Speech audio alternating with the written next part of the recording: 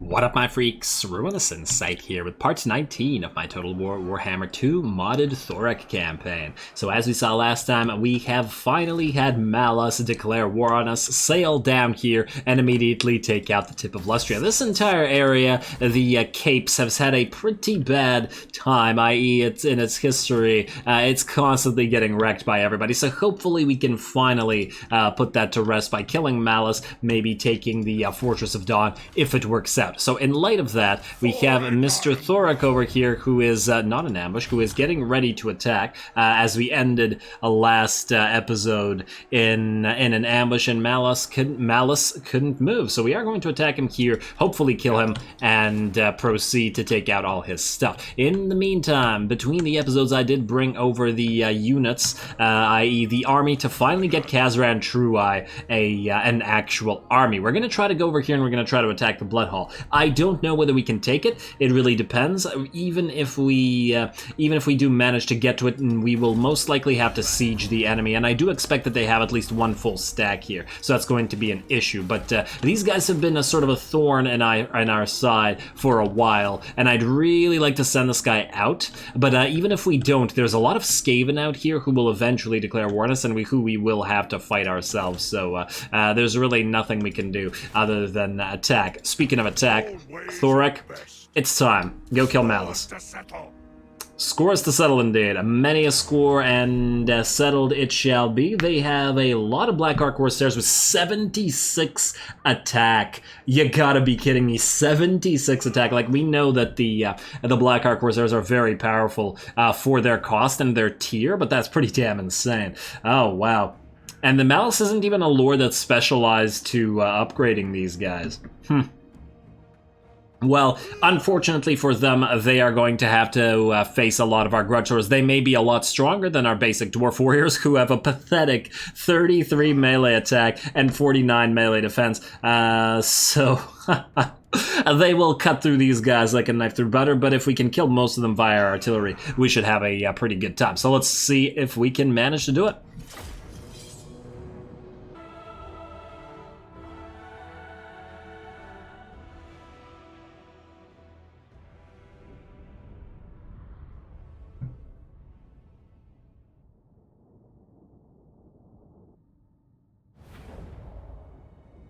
Alrighty, here we go. Battle for the tip of Lustria. Malus just wanted the tip, but we're going to punish him for it. Obviously, we do have a fairly big advantage, as I've already noted, because we have the grudge throwers. The enemy army does not have a single artillery piece, in fact, so not only do they have to advance under the fire of all these rocks raining from the sky, they also cannot fire back. We definitely are relying on this because we have to deplete the numbers of Black Ark Corsairs as much as possible before they get to us. As we've already seen, the enemy is quite a bit higher potency in terms of their troops than most of ours are, so yeah. Our poor Dwarven warriors, I mean, we're, I don't remember what the turn count is, 70-something? We're fairly late into the game in the sense that we're in the mid-game and are still using basic dwarf warriors, so yeah. It's a part of the issue with the Dwarven... Ooh, exploding Dark Elves, lovely. Part of the issue with the Dwarven economy there, as we've been trying to deal with it thus far.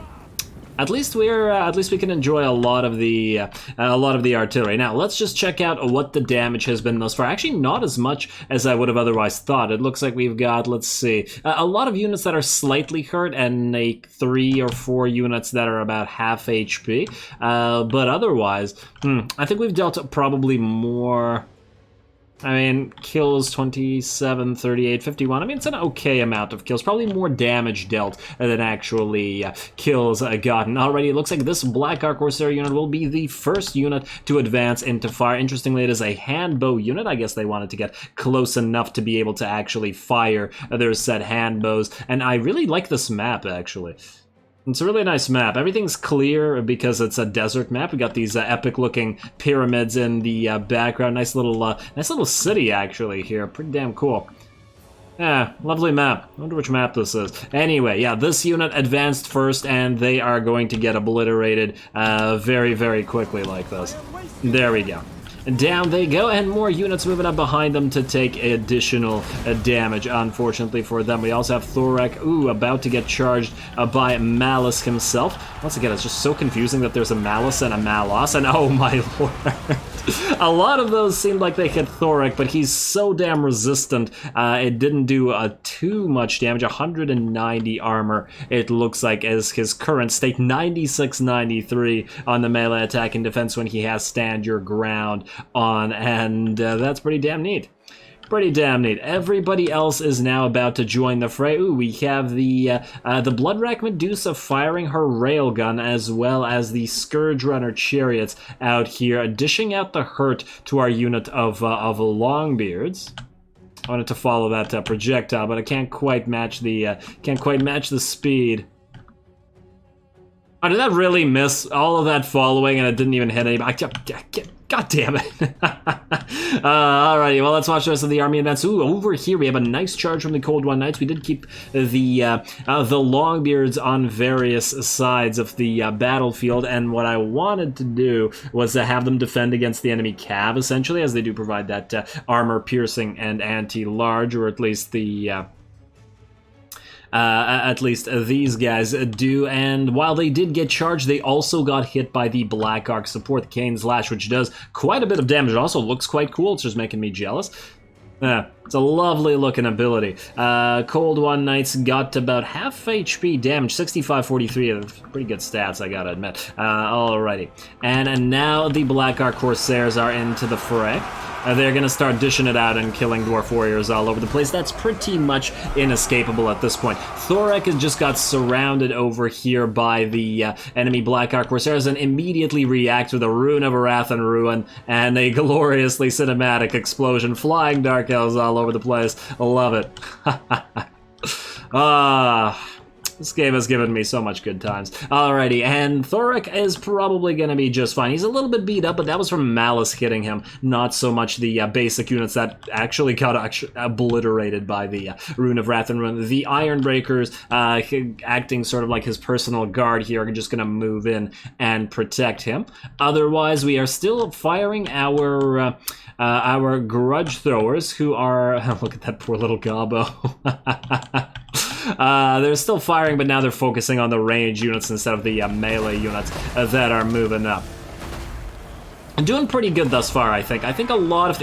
and just as I say we're doing good, the enemy gets their murderous prowess and is going to increase their effectiveness. We have our Runesmith defending this side of the field, and while Thorek was here, we're now going to, having broken the center formation of the enemy, going to defend both flanks with both Thorek and the Runesmith. Gonna ignore Malice, more or less, just so we can deal with these piles of units too, and we can see the magic effect of the Ring of Fire, whatever the hell that ability is called. Moving through this, it didn't actually appear to kill even a single one of these Black Arc Corsairs, but hopefully at least it did some damage. Kind of a disappointing ability, to be perfectly honest. But we're gonna have a lot better abilities as we actually use our Oath Gold over time to to forge new gear. We're getting there. We're getting there. A lot of the items are just so incredibly expensive, like the higher tier ones that are like 300 each.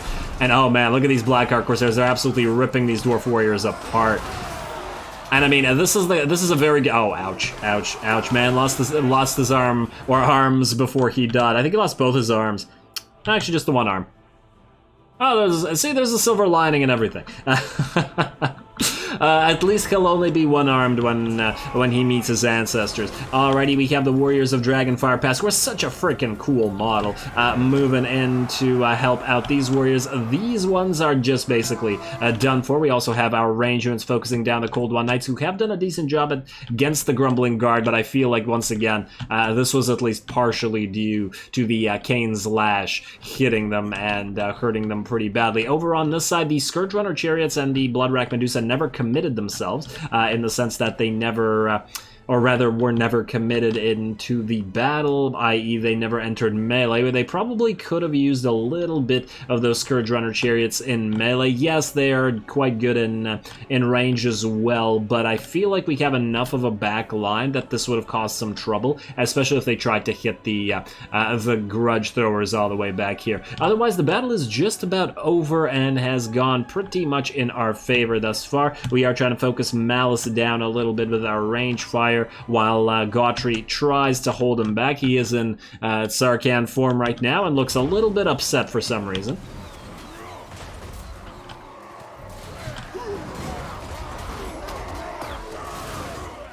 I just want to see Malice attack. There you go, there you go.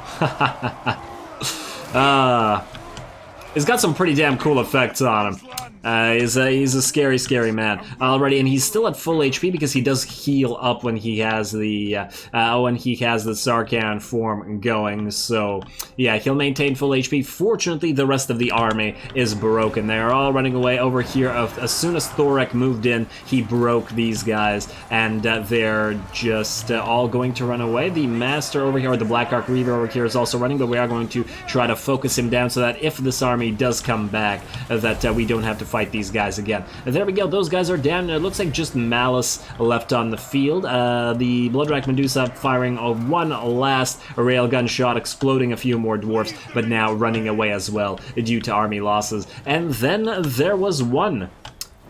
You came seeking the tip of Lustria. Ooh, and as he runs away, the satchel charges. Ooh, pretty cool. You shouldn't have stopped there, though. It looked like he was just going to be able to get away from them. It's like one of those. It's like a movie when the when like a hero runs away from like bullets and stuff. Well, those satchel charges were working very, very similarly. This is a Gautry who is taking hits there. Fortunately, we do have fire support and we do have Thorek moving in.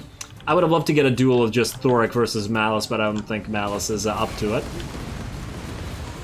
At least not anymore. After taking all these hits, he's on fire and he just don't care. Alright, he's at half HP, but Gautry is almost dead, so we are going to move him in, and we're just going to replace him with Thorek, who is now at a solid, I don't know, 80% HP or so, and Malice is just about ready to go. He's at about 30% HP, and as soon as he gets hit by all of our range support, he's going to drop very, very quickly. There we go. I probably should have just told him to keep firing and had Thorek fight him, but I was worried that we would have to keep... there he goes. I was worried that we would have to keep fighting this army afterwards.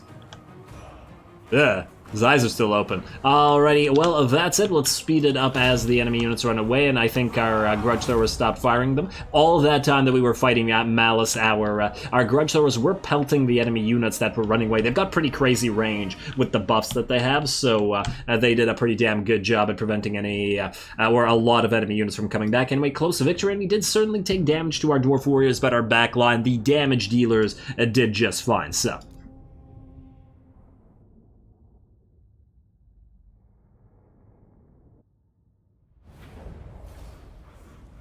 Alrighty, there we go. Malus basically dead, but I guess he stays alive because of Sarkhan unless you completely destroy the army, which we'll work on in a second. Otherwise, we didn't suffer too many losses, some among our dwarf warriors, but none of that is surprising whatsoever. Most of the damage, of course, coming out of our explosive grudge throwers, which did fairly well, a fairly decent amount of damage from our quarrelers as well. Obviously, our melee line was just supposed to hold the line.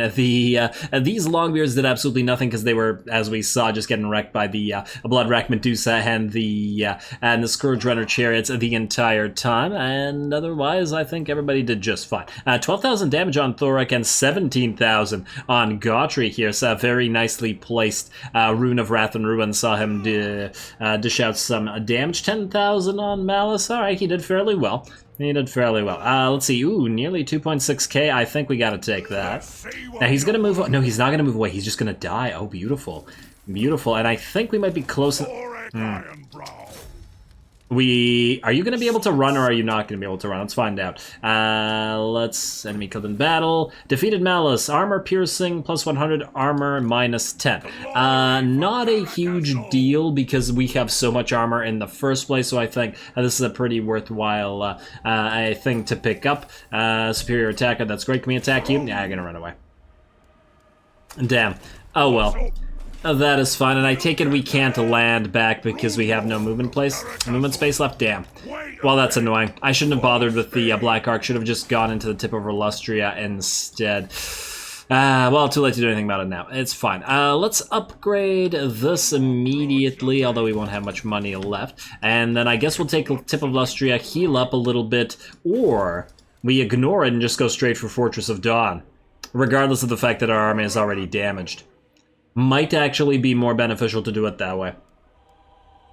Because we won't be relying on these warriors. You know what? If we can land here before the enemy builds up its army, it might work out better. Huh. It would take out the exact same amount of travel time to actually land and then attack it. Okay, fair enough. Fair enough, we'll do that. It'll be a little bit risky, but I think we can pull it off, especially as we've seen our artillery spear already, as long as he doesn't manage to build up a full stack by the time we get there, in which case it'll be a lot bigger a problem. Now, Thorek, you, my friend, are still trying to get to strike the runes, so let's get you... you know what, especially considering the fact that you now have the extra damage, I guess we could get you the various power-up runes. I just want to double-check that there isn't anything else here that you really want. I mean, we could technically move through some of the stuff and get Inquiring Mind and stuff. The only question is, do we really care enough about it to do it? I really hate going through the first portion of the blue line, because it doesn't give you anything useful minus the Wall Master ability. And even then, it's not that useful. We do certainly have enough points to go through it, especially if we don't go through the red line any further. I mean, I guess we technically will want to get some Iron Breakers or something in this army, because we'll need a very, very strong... defensive line to essentially hold while our range stuff does all the damage. So technically, we'll spend a point on Honored by Grimnir eventually. In fact, we could get it right now just to power up our single unit. Will we then have enough points to go through this entire line? Unlikely. We'll have 1 point there, presumably 1 point in Rune of Grimnir, just to prevent you from taking even more damage. And then it'll be left over to whether we want to grab some of these runes. We don't really care about the Rune of Slowness. I do want to get Strike the Runes, if nothing else, to get the power up for the Rune of Wrath and Ruin. And then again, because he has so many runesmith in his army, what's the difference here and here? Cooldown 20% difference, eh? We could put 1 point in each. Wait, let me just try to calculate this. So 27 here, 28, 29, 30, 31, 32, and then 33, 34, 35, 36, 37, 38, 39, 40, 40. We'll be 1 point short because you get 2, I believe you get 2 at 40. So if we were to not spend somewhere, like we could, if we skip Rune of Grimnir, we could go through the entire blue line. Is it worth it just with the 4% upkeep? Maybe not. I kind of do want to get Lightning Strike on this army. Casualty replenishment rate and attrition. I'll think about it. And the question is, what do we skip?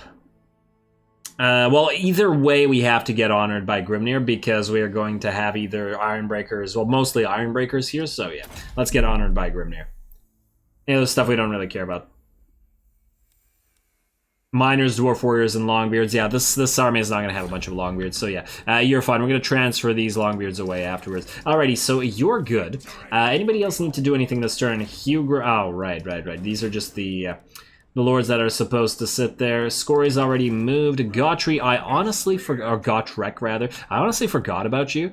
You just stay in the Southern Sentinels in case these guys suddenly declare war and attack. You might die there, but if you die there, you die there. Just sort of sit. Although, if these guys don't declare war on us right now and don't attack the Southern Sentinels, we could have you move in to help Thorek on that attack. You're so far away, even with March Stance. Well, you're actually not that far. You'd be able to move here. You might still be able to help out if we needed you to. Do we really need an extra 2 miners there, though? I feel like we're safer sitting in the Southern Sentinels instead. Yeah, you know what? Just do that. Just do that, and you know what? I actually don't care at all about this army. So if we go here and put you into raiding stance, might get a little bit more cash out of it. 93. Well, barely, but it's something. Oh well, and yeah, if these guys attack you and kill you, I just plain don't care. Sorry. Anybody else need to move this particular turn? You guys are good, you guys are good. Everybody else, I think, has moved. You are getting ready to attack the Dark Elves over here. We've been on a Dark Elf killing spree lately. Grudge successful, the thieving vermin grudge, yes. Lovely. Alright, Hag Grief. Are you going to rebuild your army by the time we get there? Let's find out. Let's also find out if anybody else declares war on us, creating even more problems for our poor little economy. Raiding by... oh, right, these guys... oh, well, this was always going to happen. I'm hoping that the garrison here at the Sentinel of Time, in combination, will be strong enough to take care of this. You now get nothing out of raiding. So I guess you're just gonna... right, let's see. 44499... yeah, it's exactly the same thing. Just sit there for now, I guess. Okay, you are going to sail around, probably annoy us. You can't take Chupayotl, though, because Chupayotl's pretty nicely defended. Alright, let's go. Well, let's try to hit that Fortress of Dawn. If we can manage to do it, it would be real. So I really wish that we had a constant recovery rate, but oh well. Alright, you know where you're going, buddy. Who else needs to move? Hugrim? No, Kazran. You, buddy. You definitely need to move. Oh, I forgot to... no, not you. I think I was going to transfer some stuff over to you, but then I forgot to do it. Actually, no, wait. We don't have anything to transfer to you. You're fine. You are fine. We can also get you a couple of Mornfang Cav, but we need the money. We just always need money. You. You're just going to sail out, I guess, because we have to... Fine, just go. Get the hell out of here. You... Valleaswell, well, I guess you're going to move here, and then you're going to go into Valleaswell stance after you're ready to sit there. You go into Valleaswell right now. There we are. Alright, so that place is good. You. I was going to... alright, Night Forest, fine, go there. Alright, you're reasonably happy with that, minus the fact that this place might rebel. I guess we could use you and pop you into... ooh, you know what? Since this is under siege, we're going to move you over here. We're going to have you take the tip of Lustria. Yeah, alright, that I'm reasonably happy with. And I believe that's everybody that has to move. You are where you're supposed to be. You are where you're supposed to be. Hugrim, you're just defending, i.e. if you need to defend. Now, do we need to get any regiments of renown in here? I'd love to get the Skolder Guard, but they're so expensive. Maybe when we siege. I do want Norgrimling's Ironbreakers as well for Thorek, but, you know, like, the expense for these units is just obnoxious. Kind of definitely makes me think that the blue line might be a good investment. You want a peace, buddy? Peace treaty, eh? Hi. Eh? How about a non-aggression pact? No trade agreement from you. I guess he's dying. I guess he's getting wrecked by Moors, most likely. All right, well, that's fine by me. We will demand payment 300. Demand payment 800. How about that? Oh, but what if he doesn't take it? You know what? How about 500? Will that be high still? Still moderate. 400. High. Okay, so I think he'll do 500. He'll probably even do 800, but I'm not willing to be super risky with it, like this. There you go. Maybe after a while we'll even be able to trade with him. And alright, turn is ending. Looks like no war from the Skaven here, and the settlement is going to get besieged. Tribute public order +4 to everybody. Yeah, I think that's worthwhile, because public order is just a huge issue constantly. Alright, you are going to not go into speed stance. Just going to do this. Because what if these get... what? Oh, I moved the wrong lord, damn it. Oh, I moved the wrong lord last time. My bad.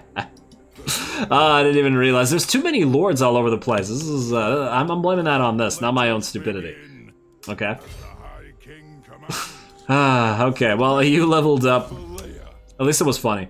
You are going to grab Well, yeah, I guess you were moving towards Indomitable, so you might as well move towards it. Woundmaker, you do hit pretty hard, so you might as well hit all that much harder.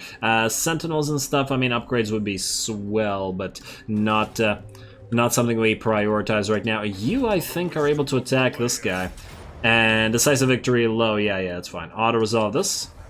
252 kills, 24,000. That's really unlikely, guy. That is really, really unlikely, even against the Skaven. But sure, let us... Ooh, drink to victory would help. But 1,000 gold... Fine, just drink to victory for now, since you attack personally. Alright, enemy killed in battle, and we got another grudge removed. Wow, are we still in... We're still in Grumbling? We just removed 2 grudges and we're still in Grumbling. What's going on here, Grudge Book? Why are you being like this? This is the regular stuff. What do we need? Raid any region belonging to Dark Elves. We'll get to it. Raid any region belonging to Dark Elves. Wait, we have 2 of the same grudge? Okay, whatever. Oh, probably various different Dark Elves. Okay, the rest of the stuff has been cut out, so... Okay, that's fine. Settlement upgrades available. Don't care about this one because it doesn't give us any money. Guacamole Crater, you are a capital. But the cost, the terrible cost. I'm tempted to just upgrade these, but the public order would screw us. You know what? I think we need to do this just to upgrade the public order building here ASAP. Oh, the precious money. We really need that Skull Island, don't we? Alright, you. Keep going. Keep going on land. I'm praying that there's no army that'll immediately attack us as soon as we land. This is risky. Okay, there is an army, but it is not good enough. You, go. I wish we could have switched to raiding stance immediately, but it's looking like that's not going to be an option. You are going to go right here to the tip of Lustria. This is not going to be strong enough to kill you. Really surprised that the Skaven haven't destroyed this. They do have 2 full stacks. I know that the auto-resolve does not favor the Skaven, generally speaking, but still. Otherwise, I think everybody else can land and stuff. Alright, let's end the turn. Let's at least siege. We're just about out of time this episode, unfortunately. I am, however, curious to see if there will be any more war declarations by the end of this turn. Oh, no, not Yadri Azrael. You are going to retreat. Actually, that might have actually been a very good thing. If you can land and hit him immediately. That's actually really good, because you are going to head out here. This guy's gonna move away. But then you won't have enough space to actually... Damn. Maybe not. What I was thinking was that this guy would then be able to chase him down, but it's not looking likely. Oh well, we'll figure this out next episode, I think. I just want to make sure that, okay, you are fine, and where the hell did that Black Ark go? Okay, the Black Ark disappeared, but that's all fine. We are in position to siege the Fortress of Dawn, and we will do, hopefully, the battle for it next episode. It'll be a close victory, but I think we do, oh wow, 8. Blue line really would have helped here. I think we could just straight up attack it. We do have range superiority here after all. We won't need to siege it. And we might as well not allow a Malice to come in with further reinforcements. So we'll do that next episode, heal up a little bit, grab ourselves a nice little Skull Island, and keep doing what we've been doing, and then hopefully attack the Blood Hall as well and get rid of this stupid faction, and be rid of the Dark Elves for a while, and turn our sights upon all the Skaven that are all over this place, because they do hold a bunch of our artifacts, and we do have to get moving towards our objectives. We still have 4 to go before we reach the end here, and the last update to SFO is coming, so we do have to get a move on, so we will try to do that next time and all the times to come. Another Skull Island that we should try to grab. Whatever I usually say, all glory to the algorithm, and thanks for watching.